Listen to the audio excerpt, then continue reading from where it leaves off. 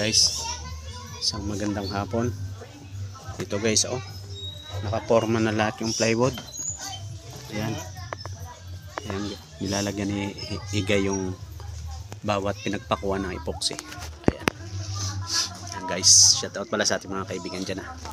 Isang mapagpalang hapon dyan. Happy Thursday.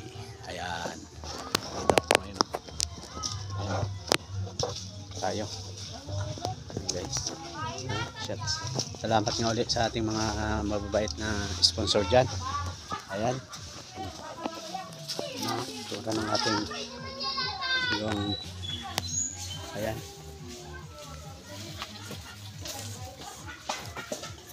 sunod nito ay yung ano, yung brace sa loob, ang tawag dyan ay ligason. Ayan, ayan, doon pipinturahan ko ngayon to. Ayan, ayan, para makita nyo. Primer epoxy ang aking gagamitin.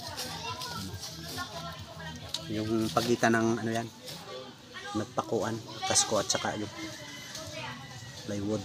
Nakapatong dyan ang plywood sa kasko. Ayan. Ayan. Ayan. Yung sobra eh. Tara. Sobra. Paboran mabutangan. Ayan, sa mga ano guys, ayun no, ayun guys, ang itsura. Ayan, tatapos lang ang merinda. Ayan, ayan na,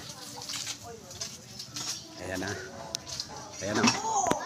Bukas ay puputol lang yung mga brace sa loob. Ayun no,